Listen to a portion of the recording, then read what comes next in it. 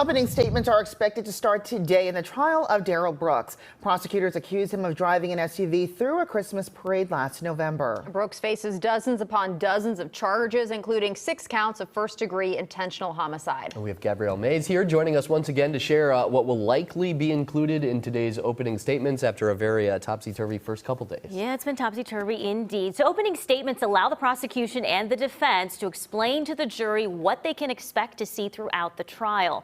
Some describe it as kind of like a roadmap. Expect both sides to explain to the jury who their witnesses will be. The prosecution has submitted an 8-page exhibit list that includes videos, maps, documents, and photos related to the case. Brooks told the court he was able to has his own exhibits as well, mostly paperwork though. The prosecution says it's willing to share exhibits with Brooks and help him with anything he wants to have on display as long as it's approved by the court. Here's what else you can expect for today's opening statements. There will not be a podium. Also, both sides will only be allowed to sit or stand at or near their tables. Yeah, this is going to look a little different than what we're usually seeing. So why is the judge not allowing either side to use a podium or even move around the courtroom? Well, the big reason for that is because Brooks is defending himself. The judge says she doesn't want the jury to see his ankle restraints. The judge says it's to level the playing field or make it as fair as possible. We've also seen the judge repeatedly now at this point remove Brooks from the main courtroom, put him in an adjacent room and watch over a video feed. Is that something to expect again today as we get into the trial? I mean, anything is possible in this case, right? We can't predict the future, but it may be possible because he has interrupted the judge throughout this week.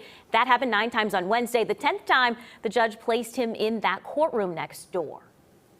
So what happens if he's removed and has to be placed in the courtroom adjacent when he's questioning witnesses? How would that work with that back and forth? Yeah, the prosecution did ask about that, and the judge says if that happens, he could still cross-examine or question the prosecution's witnesses while in the other courtroom. The judge also made it clear, though, that it would also mean that he gives up his rights to question the prosecution's witnesses. So ultimately, it will be based on if Brooks is disruptive and how disruptive he may be. And there were concerns about that anyway. Yeah. Just being emotional for them. Yeah. And you wonder about things like making objections and things like that. There was a sign, I believe, that he was using. Yeah, so if he's in the other courtroom, he does have the sign that he can put up. And so then the judge will unmute that button and then she'll ask him why. But, he has to be very careful as far as why is he objecting, because that's a big reason as well. And here's the thing. If he gets off topic and he's then in that other courtroom, the judge is heavy on the mute button. I mean, she's going to mute it. Yeah. She's going to say we're going to continue to move forward. The judge said yesterday, too, that if he starts objecting to everything, that could